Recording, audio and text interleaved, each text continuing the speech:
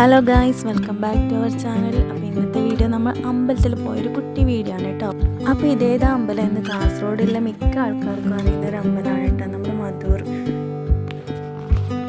അപ്പോൾ നമ്മൾ ഫസ്റ്റ് പോയത് നമ്മുടെ മധൂർ അമ്പലത്തിലേക്കാണ്. നല്ല തിരക്കുണ്ടായിരുന്നു ഗൈസ്. ഇനി നമുക്ക് അമ്പലത്തിൽ പോയിട്ട് തൊഴുതിട്ട് വരാം.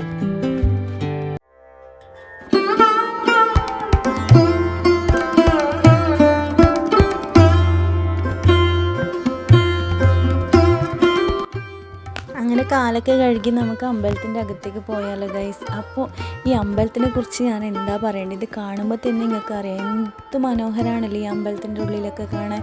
ഇതിൻ്റെ അമ്പലത്തിൻ്റെ ഉള്ളിലത്തെ ശിലകളും കൊത്തുപണികളൊക്കെ കാണാൻ വളരെ മനോഹരമാണ് ഗൈസ്. പിന്നെ എന്ത് ഭംഗിയിലാണല്ലേ ഇവിടെയൊക്കെ ശില കൊത്തി വെച്ചിരിക്കുന്നത്. ഈ കല്ലിൽ ഇങ്ങനെ കൊത്തി വെച്ച് കാണാൻ എന്ത് രസമാണെന്നറിയാം. പക്ഷെ ചിലപ്പോൾ വീഡിയോയിൽ നിങ്ങൾക്കത് മനസ്സിലാവണമെന്നില്ല, നേരിട്ട് കാണാൻ അതിമനോഹരമാണ് ഗൈസ്. ഈ അമ്പലം അതിമനോഹരമാണ്. കാസർഗോഡ് ജില്ലയിലെ വൺ ഓഫ് ദി ഫേമസ് ടെമ്പിളാണ് ഗൈസ് ഇത്. അതുപോലെ തന്നെ മഹാദേവനും ഗണപതിയുമാണ് കേട്ടോ ഇവിടെ പ്രതിഷ്ഠ ചെയ്തിരിക്കുന്നത്.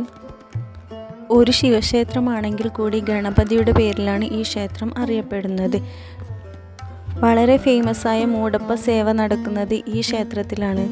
പിന്നെ ഇവിടുത്തെ പ്രധാന പൂജയാണ് ഉദയാസ്തമയ പൂജ. ഞങ്ങൾക്കത് കഴിപ്പിക്കാനുണ്ടായിരുന്നു ഗൈസ്. ഉദയാസ്തമയ പൂജ നമുക്ക് കഴിപ്പിക്കാനുണ്ടെങ്കിൽ നമ്മൾ രാവിലെ 8 മണിക്ക് മുമ്പ് തന്നെ ക്ഷേത്രത്തിൽ എത്തണം. എന്നാൽ മാത്രമേ നമുക്ക് ഈ പൂജ കഴിപ്പിക്കാൻ പറ്റൂ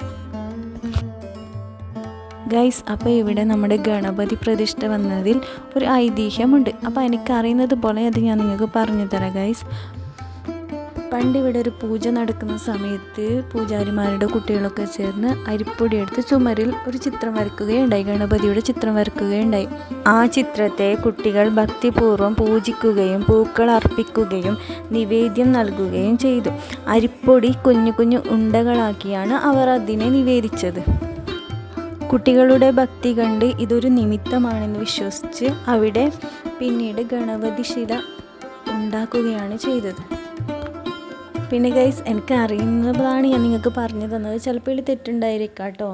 പിന്നെ നമ്മൾ അവിടെ നിന്ന് കുറേ ഫോട്ടോസൊക്കെ എടുത്ത് പിന്നെ ഞങ്ങൾ നേരെ പോയത് നമ്മുടെ അനന്തപുരം അമ്പലത്തിലേക്കാണ്. മധൂർ പോലെ തന്നെ കാസർഗോഡത്തെ ഒരു ഫേമസ് അമ്പലമാണ് അനന്തപുരം അമ്പലം. മുതല കാവലിരിക്കുന്ന നമ്മുടെ അനന്തപുരം ടെമ്പിളൊന്ന് നമുക്ക് കണ്ടാലോ. പറ്റിയാൽ നമുക്ക് നമ്മുടെ പുതിയ അതിഥിയായ കുഞ്ഞു മുതലയെ കൂടി കാണാം കേട്ടോ. ബബിയ എന്ന ഇവിടുത്തെ മുൻപത്തെ മുതല മരിച്ച ശേഷം ഇവിടെ പ്രത്യക്ഷപ്പെട്ടതെന്ന് വിശ്വസിക്കുന്ന ഒരു കുഞ്ഞു മുതല ഈ അമ്പലക്കുളത്തിലുണ്ട്. നമുക്ക് പറ്റിയാൽ അതിനെ ഒന്ന് കാണാം. നല്ല ആഗ്രഹം ഉണ്ടായിരുന്നു പുതിയ അതിഥിയെ ഒന്ന് കാണണമെന്ന്. നല്ല രീതിയിൽ കാണാൻ പറ്റി. ഉള്ളിൽ നിന്ന് നമുക്ക് വീഡിയോ എടുക്കാൻ പറ്റാത്തത് കൊണ്ട് നമ്മൾ അമ്പലത്തിൻ്റെ ബാക്കിൽ നിന്നാണ് കേട്ടോ ഈ വീഡിയോ എടുത്തത്. അമ്പലത്തിൻ്റെ സൈഡിൽ കണ്ടില്ലേ ആളവിടെ കിടപ്പുണ്ട് കേട്ടോ.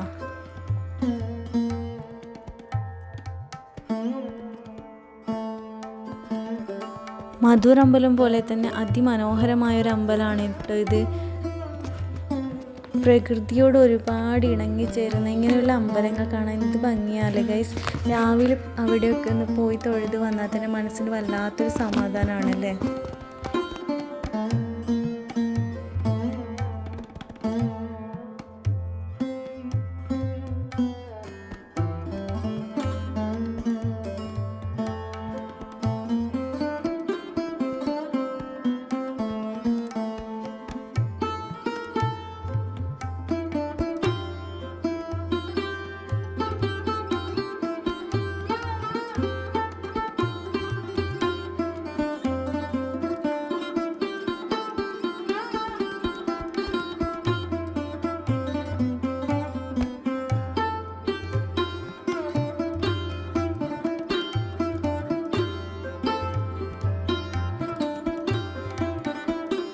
അങ്ങനെ അവിടെയൊക്കെ തൊഴുത് ഞങ്ങൾ നേരെ വീട്ടിലേക്ക് മടങ്ങിയാണ് ഗൈസ്.